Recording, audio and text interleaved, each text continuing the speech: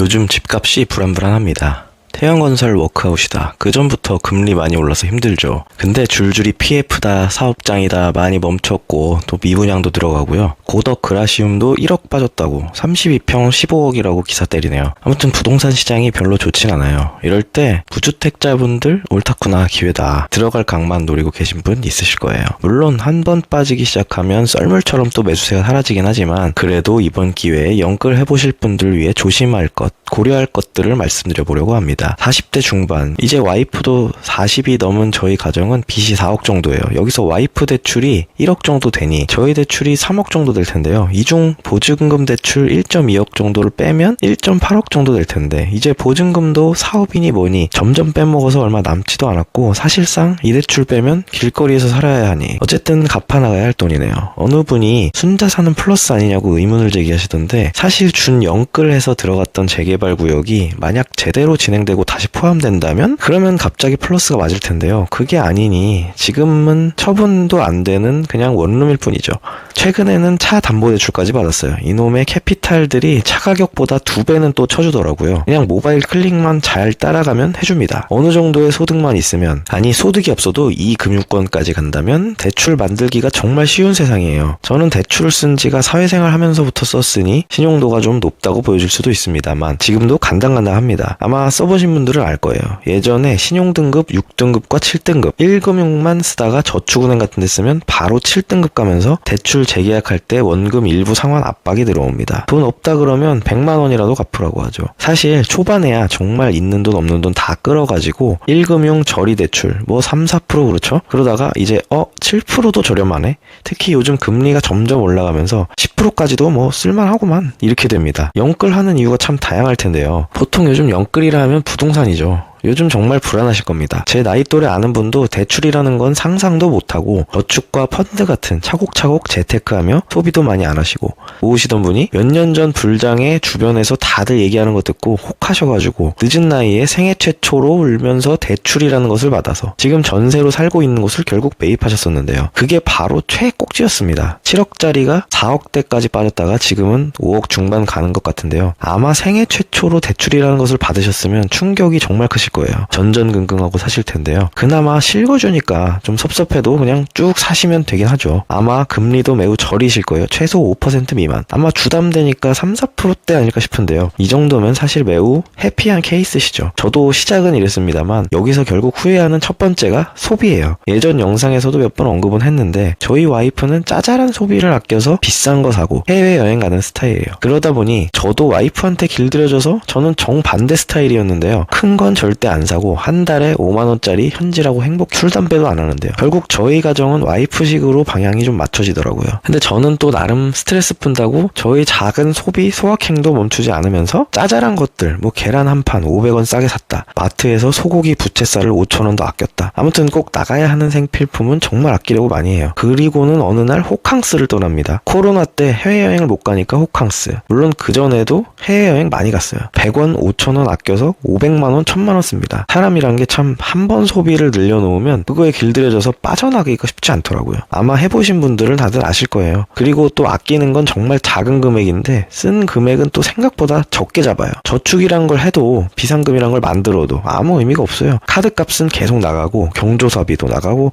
매달 나가는 거 10만원 20만원 줄여봐야 1년에 경조사비나 양가 생일 챙기는 것만 최소 100만원은 나가고 뭐 생일이야 저희도 애들한테 세뱃돈이다 뭐다 퉁친다지만 아무튼 생각지 못한 비용들이 나가잖아요. 매달 나가는 거 모아놔봐야 100만원이 모이면 결국 카드값 메꾸는 걸로 다 나갑니다. 근데 연끌하게 되면 당연히 대출이자 나가죠. 주담대나 전세대출, 신용대출, 저금리는 그나마 양호해요. 1억 5%라고 하면 1년에 500만원, 한 달이면 40만원 정도 더 나가잖아요. 이 정도면 충분히 커버 가능하죠. 어차피 투자한 셈 치고 부동산 5천만원만 올라도 10년치 이자나 부동산 살 때 샀던 취득세 정도는 커버되는데 1년에 1억이다 2억이다 올라대니 할만해 보이죠. 두 번째 문제는 이거를 넘어가는 무리한 대출이 시작되면서부터입니다. 소비와 이자 상환, 이걸 잘 생각해서 상환계획표 만들어서 어디 크게 붙여놓으셔야 돼요. 저희도 아이들이 커서 이제 경제 교육한다는 셈 치고 이런 거 붙여놓으려고 합니다. 루틴하게 잘 나가다가 뭔가 좀 아껴놓은 것 같아서 갑자기 차 바꾸거나 해외여행 가거나, 특히 부동산 사고 나서 1억 정도 오르면 이제 더 하죠. 해외여행 갔다 와봐야 1,000만 원이라는데 9,000만 원 남잖아. 우리도 이제 즐기자. 근데 막상 해외여행 다녀와 보면 저거 2배는 씁니다. 그리고 카드로도 많이 쓰기 시작하죠. 결국 한 달에 추가 몇백이 더 나가요. 그러면 현금 흐름이 마이너스 나는 거죠. 이제 시작입니다. 여기서 추가 대출을 시작해요. 이자가 아까 한 달 40만 원에서 이제 60만 원으로 뛰죠.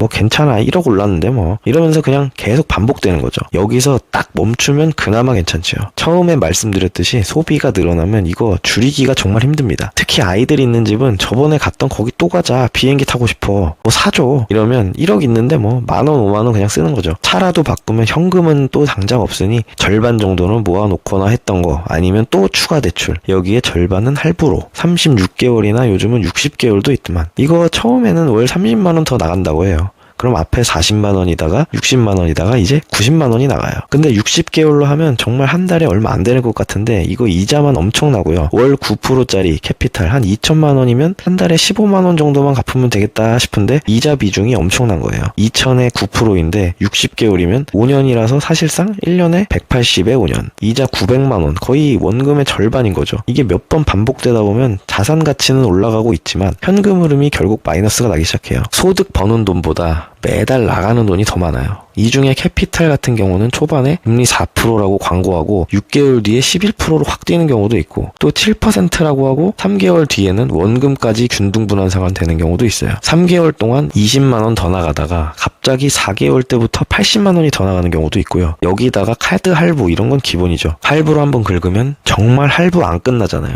이런 거 다 더해지면 결국 순간이에요. 그래서 저는 맨날 암산으로만 하다가 가끔 성과급도 들어오고 연말정산 돈 받을 때도 있고 하니까 대충 퉁쳐지겠지 하다가 어느 날 갑자기 연체 하나 둘씩 시작합니다. 한계가 걸리기 시작하면 이제 더 이상 답이 없죠. 자산 처분하든가 대출 더 늘려야 돼요. 대출 더 늘리면 그냥 언발에 오줌 누기고요. 절대 커버 안 돼요. 아무리 빨라도 캐피탈 같은 거 12개월 할부는 3개월 이걸로 진짜 안 되거든요. 버는 돈을 2배 정도로 늘리지 않는다면요. 결국 자산 처분으로 가는 거죠. 영끌한 거 결국 다시 토해내게 돼요. 원치 않는 순간 팔면 세금 50% 떼이고 이자 비용 살 때 취득세까지 감안하면 진짜 별로 남는 것도 없게 됩니다. 그래서 사실 애초에 영끌을 하는 게 말이 안 되는 거고, 만약에 1금융권 저금리 대출 같은 거 사용하신다면 아주 당연히 소득과 지출, 할부금, 원리금 상환 이런 거 표로 만들어서 붙여 놓으셔야 돼요. 가계부다, 모바일 가계부다, 그런 거는 정말 한순간이에요. 그냥 잠깐 계산해보고 이거 쉽지 않네. 요번 달은 어떻게 넘어가겠네. 그 정도로 위안 삼는 거죠. 아주 많이 소득과 지출의 차이를 감안하셔야 됩니다. 특히 저희는 결혼했고 아이도 2이나 있어요. 원치 않거나 생각지 않았던 금액이 나갈 수밖에 없어요. 그래서 결국 영끌하다 보면 한계가 있는 거죠. 아니면 아예 영끌 한 순간부터 그 이자 비용 또는 원리금 상환 비용까지 커버할 수 있도록 투잡 쓰리잡을 뛰셔야 됩니다. 시간 없으시면 실패하더라도 집에서 매일 1-2시간 부업에 갈아 넣으셔야 되고요. 이 부업도 결국 하다 보면 3-6개월 차에 많이들 포기하시죠. 당장 쉽게 결과가 안 나거든요. 누구는 10만 구독자네, 누구는 월 1,000을 벌었네. 그 사람들은 정말 타고난 걸까요? 물론 그런 사람이 있겠지만 그건 극소수고요. 시간을 갈아 넣어야 돼요. 운도 좋아야 되고요. 똑같은 주제, 비슷한 영상을 올려도 여러 채널에 나눠 올리면 각각 조회수 맥시멈이 다르거든요. 또 어떤 사람은 운동기구 단일 품목으로 매출 엄청 올렸다고 하죠. 그거 팔려고 얼마나 맨땅에 헤딩 많이 했을까요? 온라인으로 잘 팔려면 또 다른 채널, 유튜브나 인스타 같은 걸 또 어느 정도 키울 줄 알아야 되죠. 그냥 물건만 띡 올렸다고 절대 안 돼요. 아무튼 최소 1년은 해야 유의미한, 그렇지만 미미한 수익이 나는 거죠.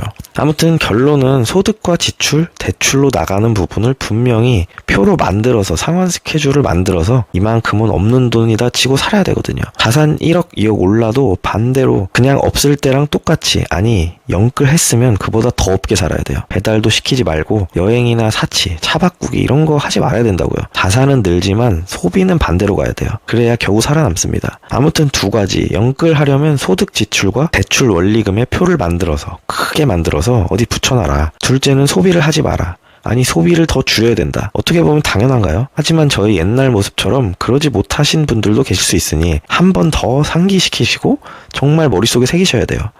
안 그러면 원치 않는 가격, 경매, 연체 같은 무시무시한 것들이 기다리고 있을 거예요. 저도 아직 파산까지는 안 가봤는데 연체 자꾸 돼서 집 팔았거든요. 그 얘기는 예전 영상에 있으니 참고하시면 됩니다. 저는 이런 얘기를 아무도 안 해줬어요. 뭐 당연한 건데 주변에서는 오히려 집값 올랐다고 하면 부럽다고, 부동산 고수라고, 어디 좋은데 추천해달라고 이런 얘기만 합니다. 오히려 어깨가 으쓱해질 수 있어요. 조심하셔야 됩니다. 주변에도 말하지 마세요. 사촌이 땅을 사면 배가 아프다고. 참 이런 옛말들이 다 진리랍니다. 지금은 돌아가신 할머니가 그런 말씀 많이 하셨는데 주변에 말하면 다들 망하라고 속으로 빈다고. 그런 사람들 뿐이라고. 에이 세상에 그런 게 어딨어요 했는데 진짜 그게 맞는 것 같아요. 저는 처음 실패하고 두 번째도 지금 또 다른 길을 찾느라, 은퇴로부터의 자유를 찾느라 또 궁지에 몰리고 있지만 이번에는 소득을 더 늘려보려고 발버둥 치고 있습니다. 좋은 기회도 계속 보면서 말이죠. 여기까지 영상 봐주셔서 감사드리고요. 제가 실패했다고 경각심만 느끼고 또는 고소함만 느끼고 가지 마시고 구독과 영상 좋아요로 힘을 주시면 감사드리겠습니다. 다음에도 또 경각심 넘치는 영상으로 찾아뵙겠습니다. 감사합니다.